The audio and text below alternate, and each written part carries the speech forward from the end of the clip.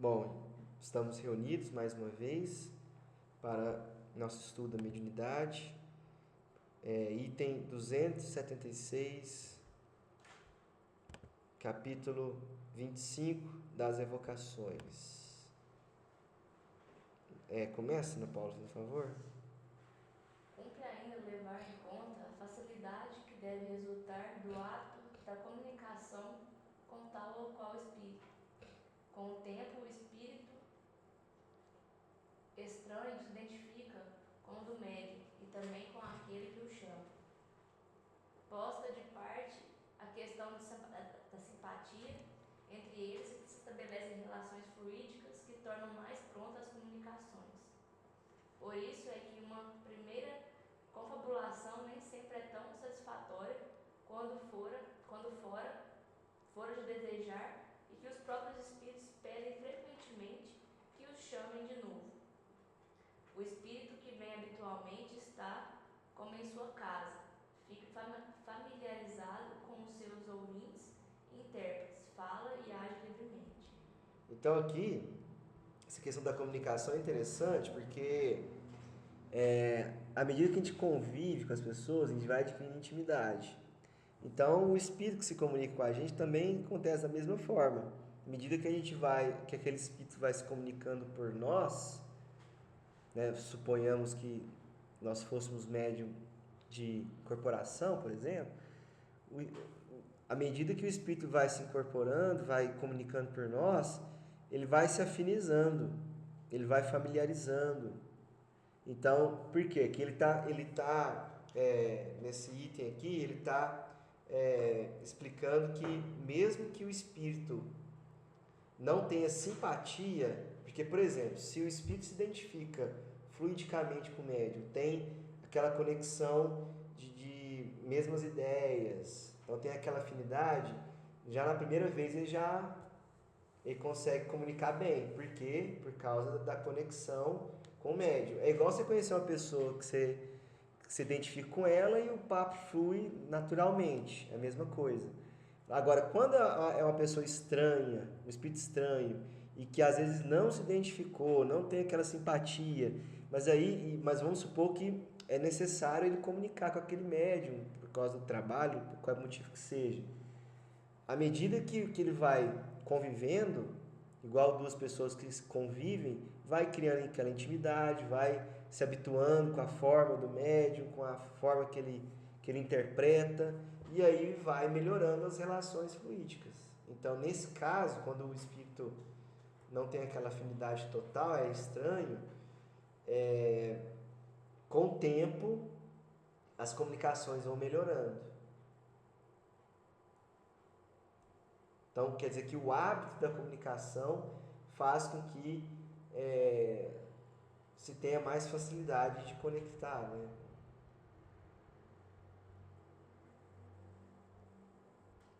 Quem vai? Pode.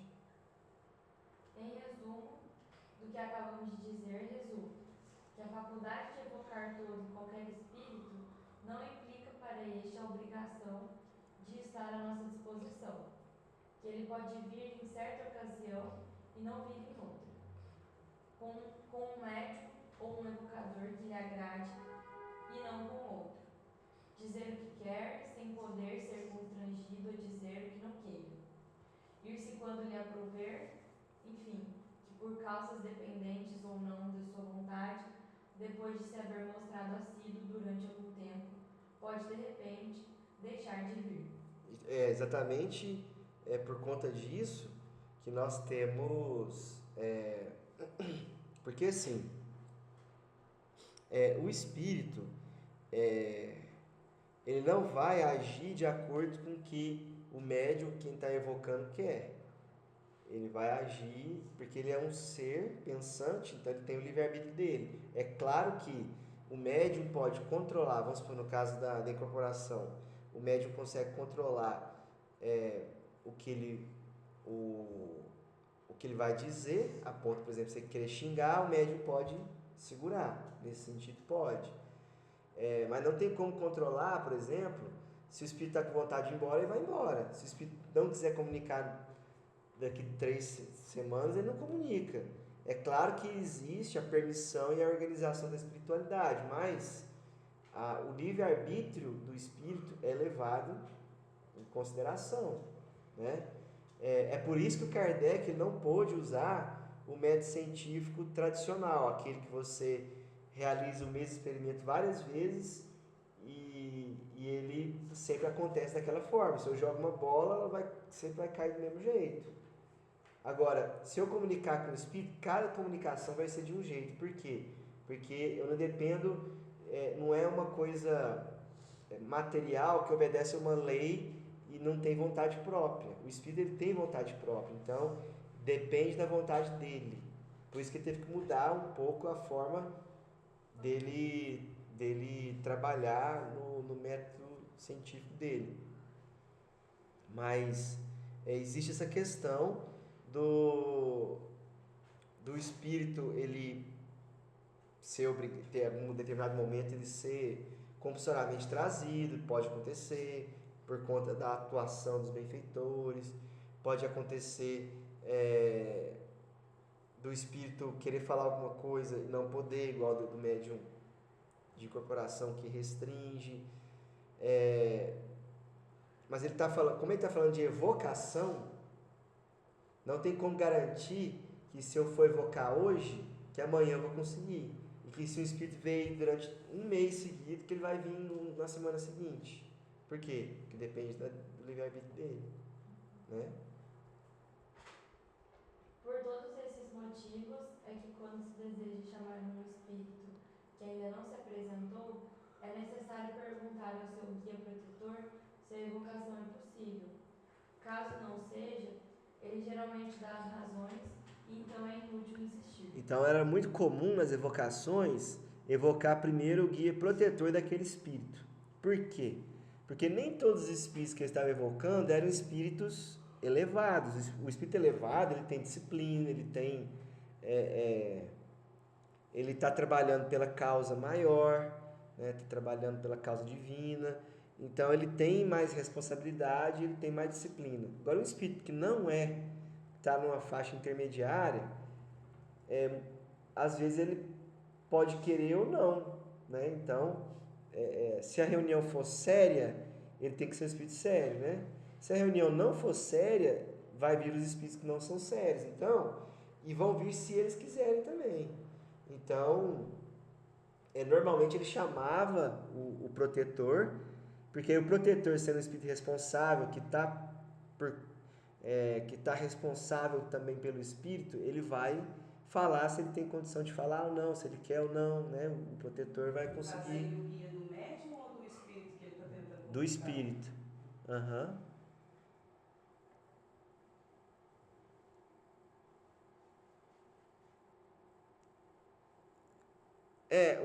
Assim, pode ser também o guia do médium. Porque eu li lá aquela parte lá que você falou pra gente estudar lá da psicografia, né?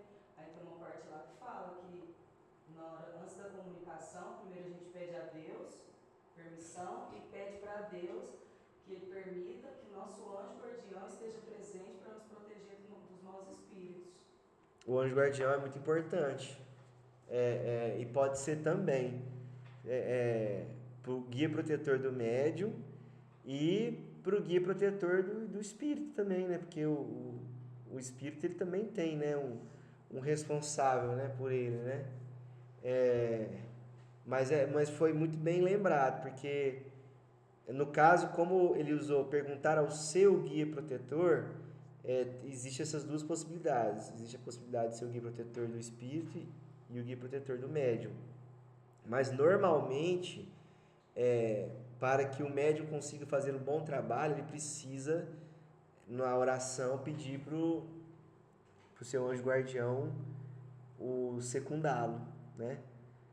Por que eu falei que pode ser os dois? Porque, por exemplo, na psicografia, às vezes a pessoa não pode responder e vem o espírito protetor dele falando, ó, ele não pode por conta disso e disso, ele está em tratamento, ou vem um familiar, às vezes não vem o espírito protetor, mas vem um familiar falando, ó, ele está bem, ele está comigo, e ele não vai poder falar por isso, isso e isso. Isso pode acontecer também, né?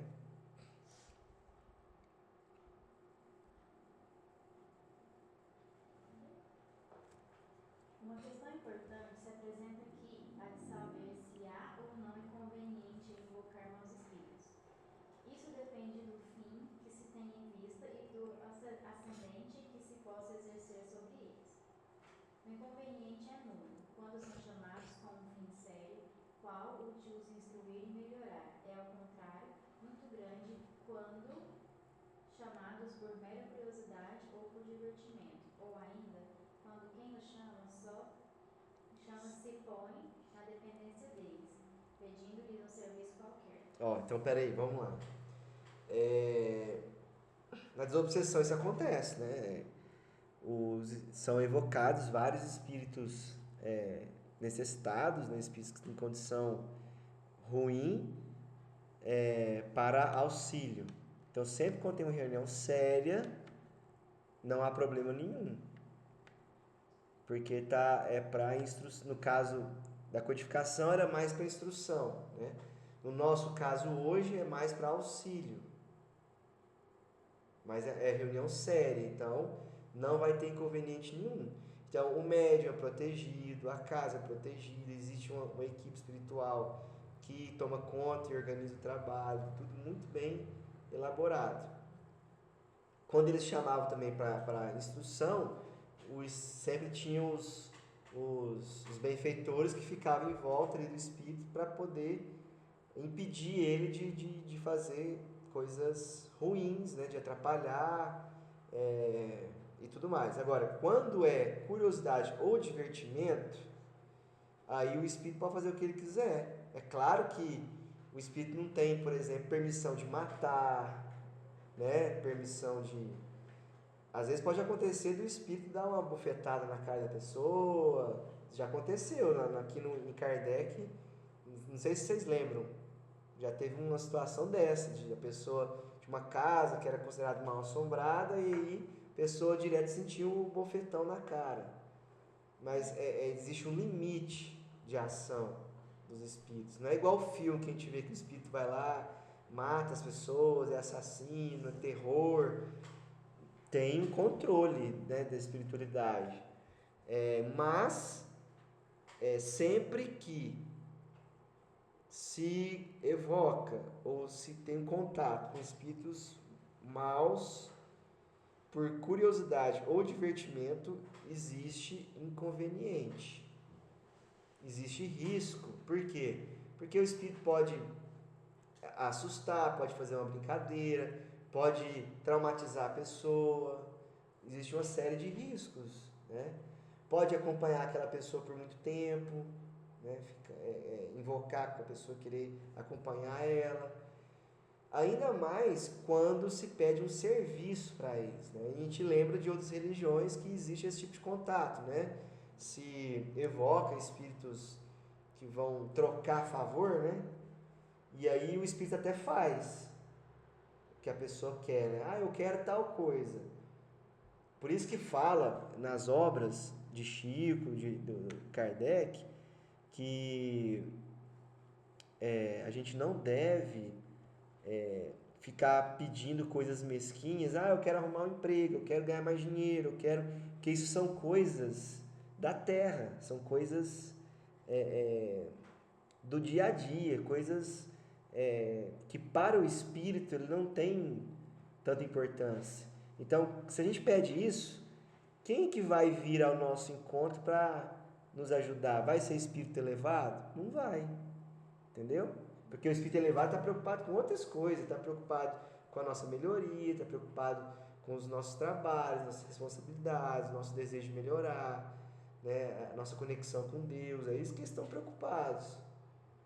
Então, por isso que nessas obras também fala reunião de materialização. Se a pessoa ficar pensando no cinema, na pessoa que aconteceu tal coisa, que eu tenho que fazer isso, tenho que fazer aquilo, pensando no problema, dinheiro, o que vai acontecer? Ele não vai conseguir conectar com o trabalho e vai atrapalhar o trabalho, porque a sintonia dele está totalmente fora.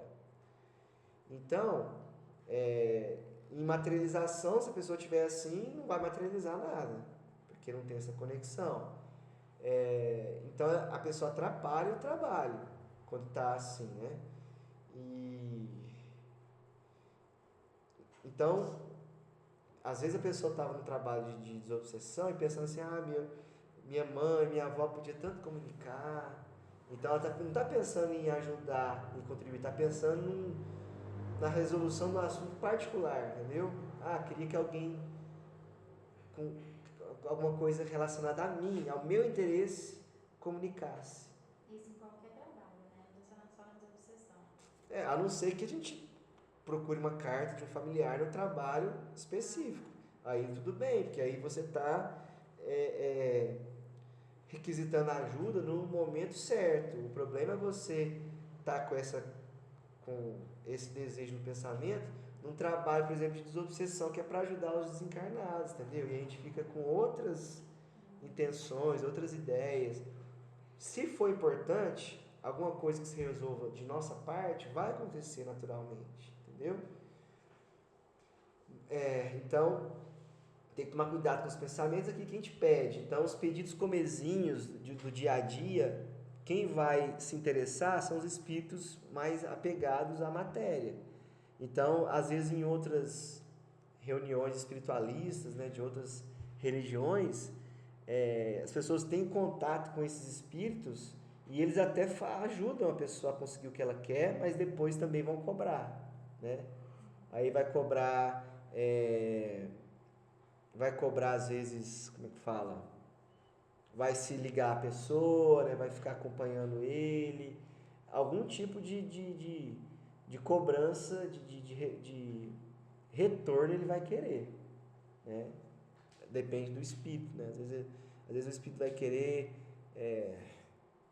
vamos supor que o espírito pede uma pinga. O que ele está querendo? Ele está querendo que a pessoa bebe para ele poder puxar aquele fluido para ele satisfazer o vício dele. Então, ele pode pedir um monte de coisa. Só que é aí que está a questão. Se a gente pede, pode ajudar a resolver? Pode, mas a gente vai adquirir uma ligação com esse espírito e vai ter como é que fala? Ele vai pedir algum tipo de retribuição. E isso aí vai ser criado algum tipo de ligação. Então, a gente tem que confiar em Deus e pedir o auxílio e a gente fazer a nossa parte para o auxílio chegar naturalmente. Ainda mais, por exemplo, quando pede, por exemplo, eu quero evocar o espírito, a pessoa usa uma série de rituais para evocar. O ritual pouco importa, ele está, na verdade, entrando em sintonia, né? Porque eu quero que prejudique tal pessoa. Aí o vínculo que está criando com aquele espírito é pior ainda, né? Porque está pedindo a ajuda dele para fazer alguma coisa negativa, né? É claro que se a pessoa estiver bem, a pessoa estiver com a vibração boa, ela pode pedir o tanto que ela quiser, aquela pessoa não vai ser atingida. Agora, se a pessoa estiver com a vibração mais baixa, se ela estiver numa situação de caminho do mal, ou uma situação de desequilíbrio, aquilo ali pode atingir ela de alguma forma, porque é questão vibracional, entendeu? Não é questão que a pessoa fez uma macumba e a pessoa vai acontecer alguma coisa ruim com ela, não é isso. É a questão a pessoa emitiu uma vibração ruim e aí se a pessoa não estiver bem, ela vai absorver aquela vibração ruim, ela pode ter uma gripe, ela pode ficar doente, ela pode Então depende mais do ficar desequilibrada, depende do padrão dela, da pessoa também que está... É o buraco na parede que o Chico falava, né? Se tiver um buraco na parede, está com a pedra passa, senão a pedra não passa. Não foi? Falou isso pra uma mulher? Tem essa história mesmo. E perguntaram uma vez pro Chico, né? Macumba funciona, macumba dá certo. Ele falou isso. Ele falou assim, a questão é vibracional. Se a pessoa não estiver bem, aquela vibração ruim pode afetá-la de alguma forma. Se a pessoa estiver bem, aquilo ali não vai surtir nenhum efeito. Faz sentido, né? Então, a gente pedir serviço para um espírito ruim não vai ser bom. Curiosidade, divertimento. E agora ele vai falar por que os espíritos permitem, né? Vamos lá. Os bons espíritos, neste caso, podem muito bem dar-lhes o poder de fazerem o que se lhes pede, o que não exclui seja severamente punido, É. severamente punido mais tarde, o temerário que ousou solicitar-lhe o auxílio e socorros mais poderosos do que Deus. Tá vendo? Então, por que os bons espíritos permitem? Permite como um ensinamento para aquela pessoa que está pedindo, permite como um aviso, permite como até como uma punição, porque a pessoa vai ficar ligada àquele espírito, né? Que aí isso vai ser como se fosse o resgate dele, né? Essa questão. Então, por isso que os bons espíritos podem permitir. Mas, a pessoa pode fazer. Se os espíritos não permitirem, pode tentar o que quiser. Por quê? Porque eles não são mais poderosos do que Deus. Né? Não tem como. Deus é o ser supremo, é o Criador. Então, tudo vai depender da permissão de Deus que se dá pelos ministros dele. Né? Será em vão que prometa a si mesmo, quem assim proceda, fazer dali em diante bom uso do auxílio pedido e despedir o servidor, uma vez prestado o serviço. Esse mesmo serviço que se solicitou, por mínimo que seja, constitui um verdadeiro pacto firmado com o mau espírito, e este não larga facilmente a sua presa. Veja-se o item 212. Olha só que interessante. Então, quando se fala o pacto com o diabo, vender sua alma, é mais nesse sentido. Não é que a gente está perdido eternamente e que vendeu a alma, acabou e não tem mais volta. Mas a pessoa se complica. Porque é um pacto. Por que é o que ele fala pacto? Porque você cria um vínculo vibratório com aquele espírito. E aí, o que o espírito mal quer? Dominar. Ele quer fascinar. Ele quer obsidiar.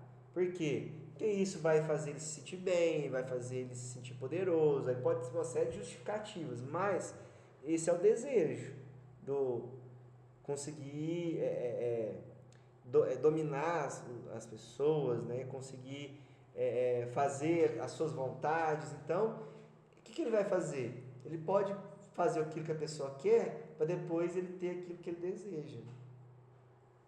Então, a questão de pactos, que a gente fala, vou fazer um pacto com o diabo, não sei o quê.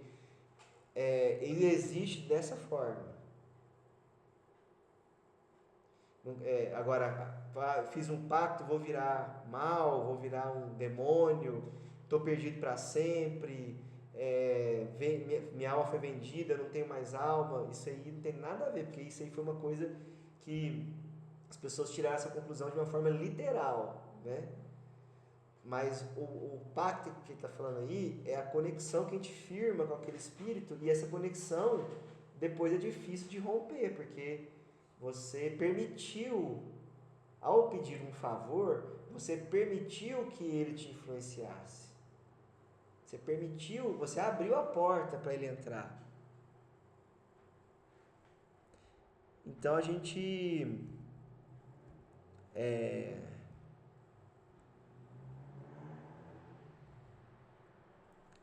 continua semana que vem, porque aí ele vai falar do ascendente, sobre os espíritos, que aí é uma coisa já para a gente poder aprofundar na próxima semana, que já é um assunto mais demorado.